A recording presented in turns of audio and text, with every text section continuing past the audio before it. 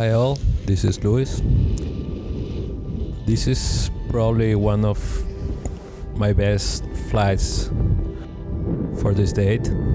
I've been flying for around 7 years, and my previous experience before coming to Mount Yamaska was mostly ridge soaring, while Mount Yamaska is mostly a place for thermal flying. That said, I had a couple of attempts a couple of years ago to do some cross here. I cannot say I'm fully prepared, but I've been studying and changing stuff in order to improve my climbing abilities. I lost some weight because I also changed my wing and went from a medium size to a small size. This last Saturday I had an excellent opportunity. The roof was about 1,200 meters. Takeoff it's around 356 meters. And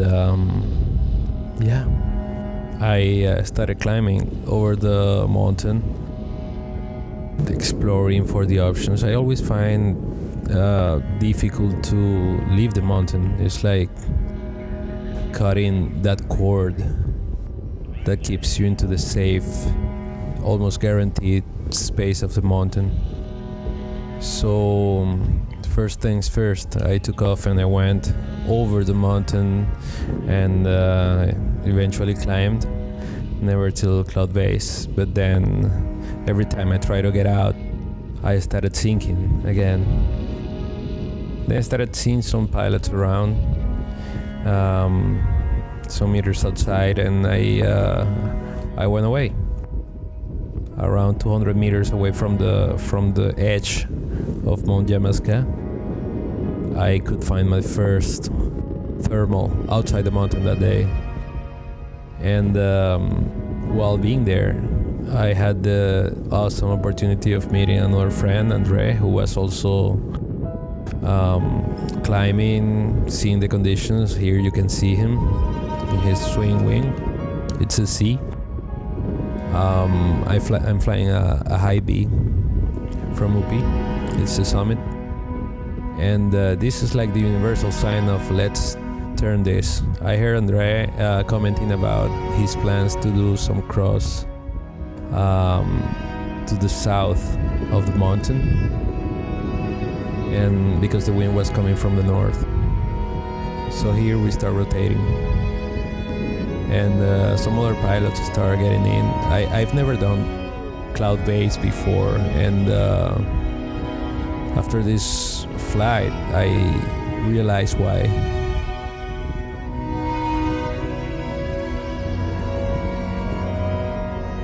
As you can see, it's basically the flats after you leave the mountain. And my first part of this flight was basically trying to climb and feeling the conditions for the day. There are beautiful cumulus all around the area, which usually tells you, okay, this is a day where you can go anywhere. But I've tried before, and it's a bit frustrating when everything seems to be okay and you cannot leave the mountain.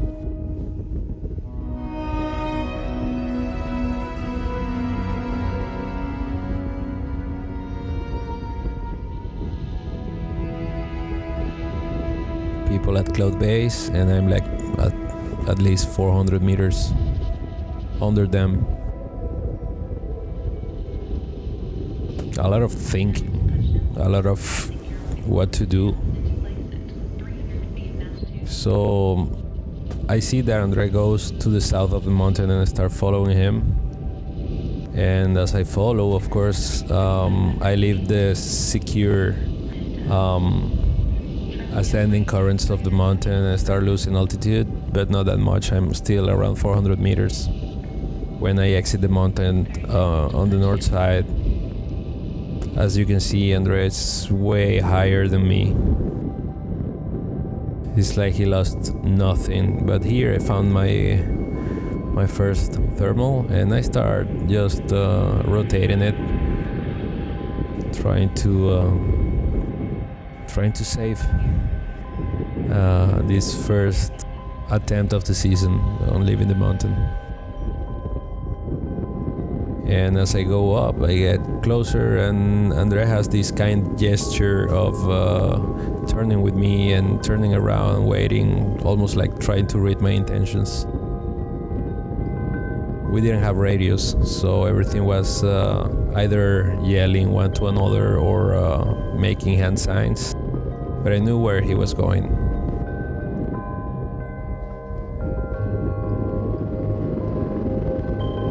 And at this moment you can see the mountain far on the back, and we're still turning and climbing. It looks like a blue hole, but it's not. It's we have clouds around, and I think we are in the pretty constant thermal going up. Some young clouds, still information.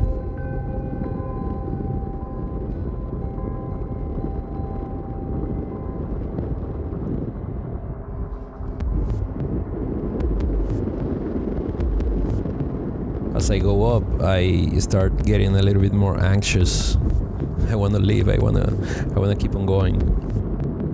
But we need to fill the tank with altitude there and climb as far as possible to then maybe live somewhere. The good thing is Andre is patiently waiting for me. That's awesome.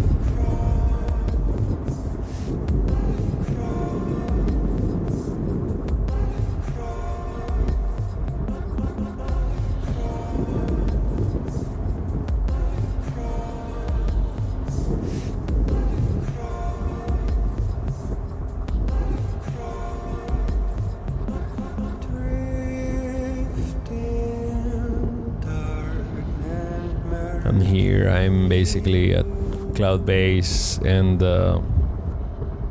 time to go. He starts accelerating towards the south, and that basically confirms to me that his intentions about what we talk at the takeoff are exactly the same, trying to arrive at Venise, Quebec.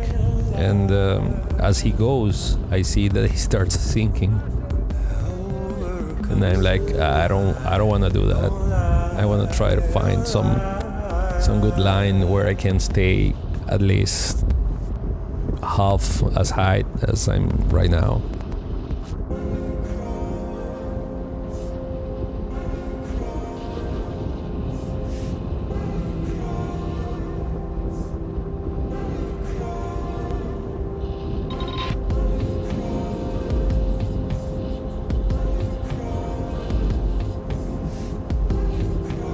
Beautiful cumulus everywhere.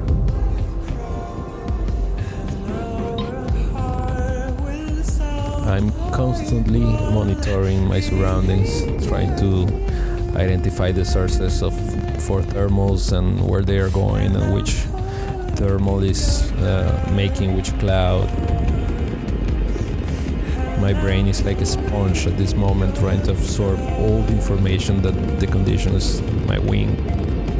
Everything is transmitting to me.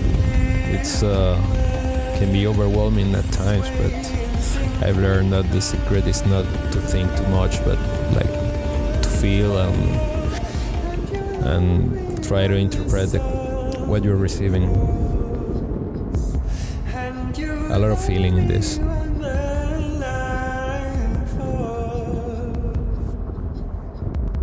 Andre, it's an explorer. He goes, comes, and searches for places, and in that search, he loses some altitude. As you can see, he's quite low right now.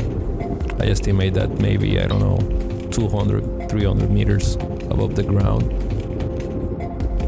The ground is also lower now, but because we're getting out of the mountain and getting in the direction of the lake, which is almost at sea level.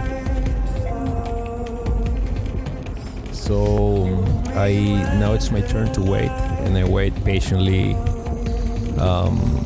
without losing altitude as Andre finally finds something and starts climbing.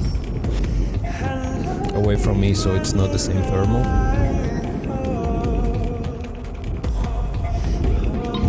And there he goes. He climbs super fast.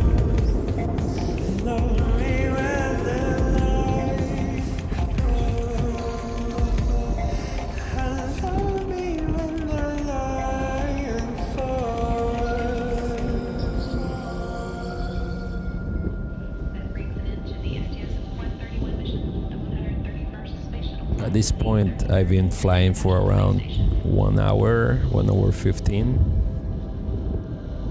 And we're pumping gas again, climbing in a beautiful wide thermal. And he's pointing the direction towards where we are going.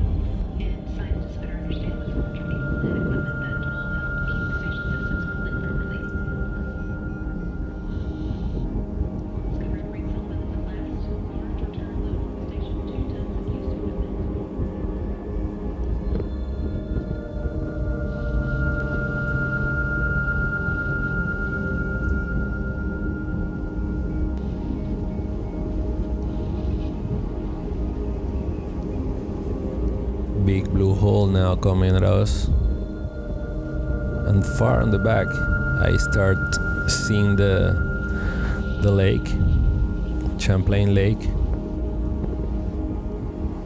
which it's located in the border between Canada and the United States.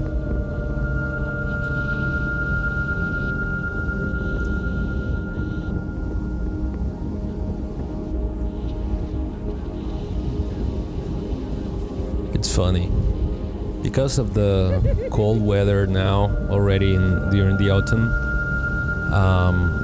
Andre puts his arms out and starts doing like cycles very fast to help the blood going back to his hands. It's a nice trick I learned there, but it's funny.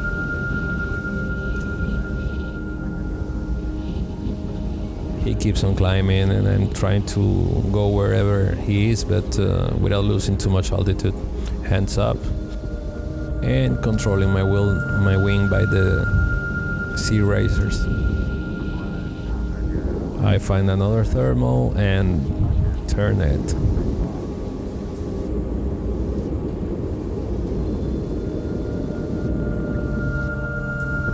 At this point, I cannot believe how far we are from the mountain. My instrument only says when I'm going up or down, but I don't have a GPS with me at this moment.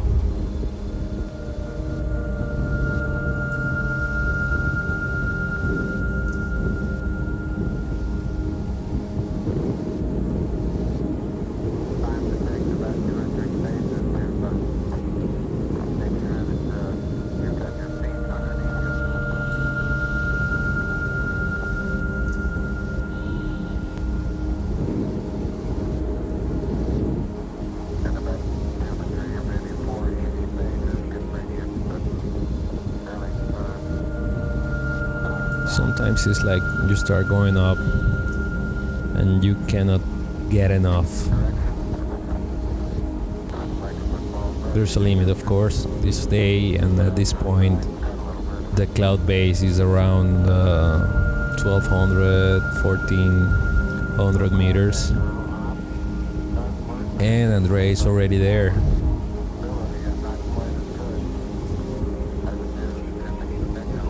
I've never been to cloud base before,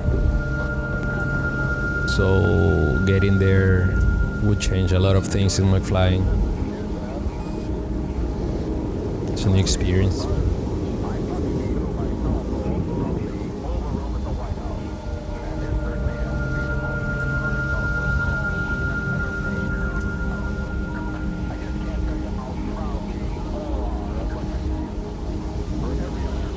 Another big blue area, but I keep accelerating at around 50% speed bar, and suddenly Andre comes back at me and starts yelling and making signs, and it's because we are about to pass by an airspace that it's forbidden for us. There's a military base in one of the towns near Farham, and we have to avoid flying over and at a certain distance from the base. So we take the left side and cross almost over the town to do the right thing.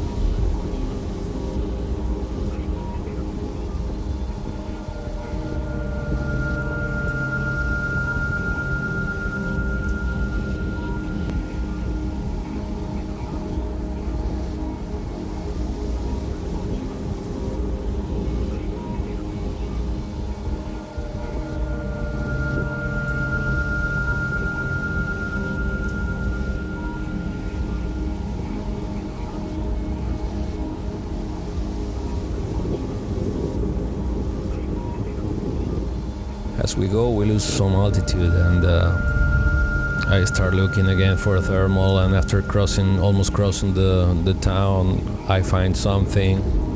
Andre is doing his thing, not too far from me, a little bit lower, exploring. And flying as a team really changes a lot of stuff, because 2 people, 3 people are able to scan the conditions in the sky better and faster, so whoever finds the first or the most efficient thermal serves as a guide for the other one, and in that way we go far together. We don't go that fast, but we have better chances of doing some long cross.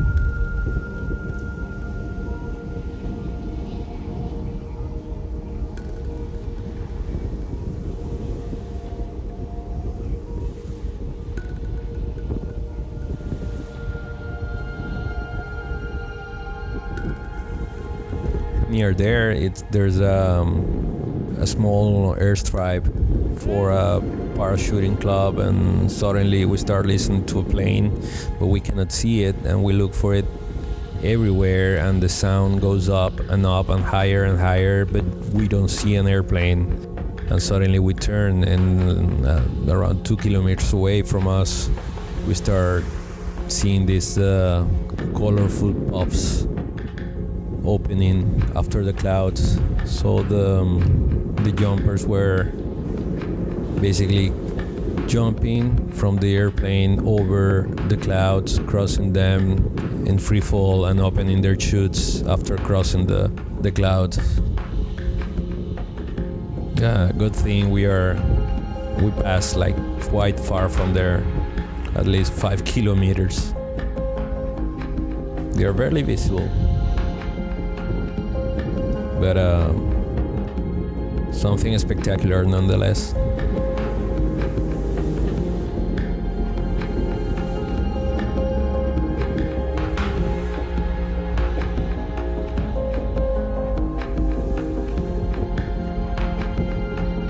It's very exciting after drifting a little bit with the thermals, but in the right direction towards the south, and gaining altitude and accelerating and moving and passing from one cloud to another and from one thermal to another, while seeing how our goal, it's closer and closer. We can see in the horizon the Champlain Lake coming closer and closer.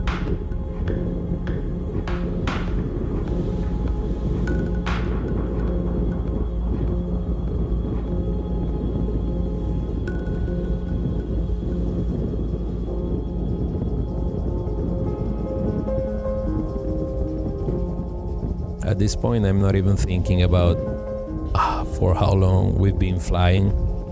It's like time passes in a different way, it stops. I don't know what time it is, I don't know the distance we've crossed.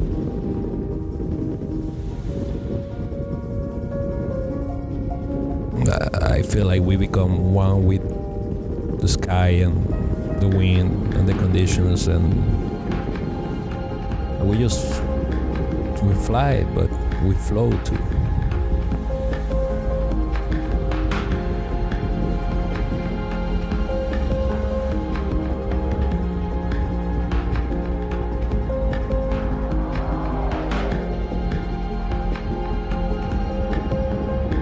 This moment is like our fourth thermal, big one. And with our goal in the horizon, we don't want to miss it, and we try to make the most of each thermal. And after so long flying, and after so many doubts and frustrations, and studying and asking and trying to get information from other pilots, and being there while there's a conversation or listening to Cloud-Based Mayhem podcasts, I finally reached what it's obviously my first and most spectacular cloud base ever.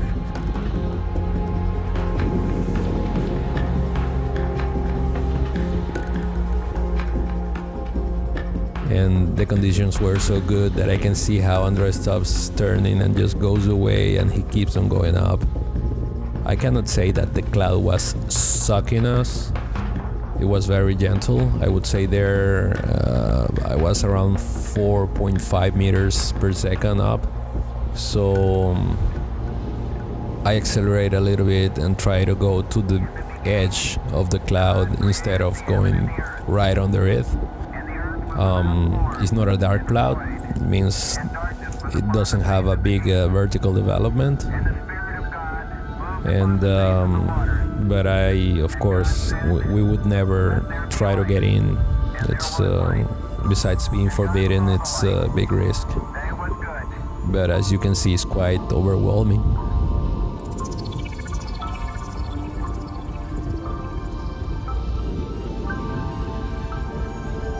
And here I am, touching the clouds as high as I can be in a day like that.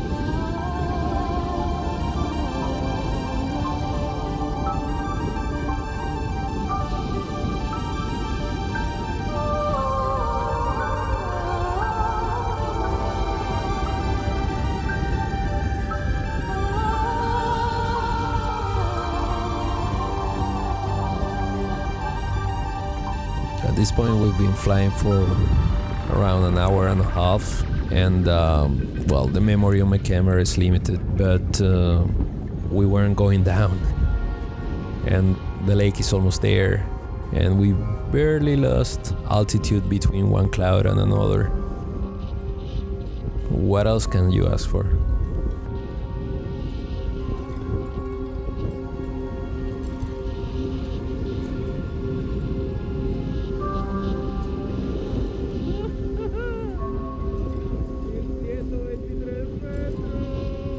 I'm used to fly pushing the bar just 50%. I never go to the second step on my speed bar. But this day I understood that that was exactly the reason why Andrea used to just get ahead of me and far and super fast, and it's because he was going full speed bar. After turning over the beach, I lost my GoPro memory, got full, and but thankfully Andrea was recording from a landing, the field that he chose to land, a grass field near a farm. We couldn't land on the beach because the wind was coming from the lee side there, and there are some trees and it's not a big space to land. This was like just 5 kilometers away from the beach, but we made it to the beach and then came to this perfect place to land. And we had to make gears and some maneuvers to get down because we couldn't fly for another 50 kilometers that day. But we were just 10 kilometers away from the border with the United States, and we didn't want to get into trouble. So yeah, here I cannot believe myself what we've done, and I felt blessed and happy as a kid can be. I hope you enjoyed this with me. And thanks for watching. C'est trop de frais! Ah! Incroyable de bon!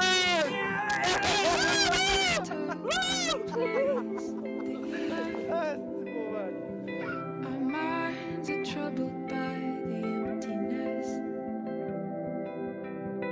Destroy the middle, it's a waste of time. From the perfect start to the finish line. And if you're still breathing, you're the lucky ones.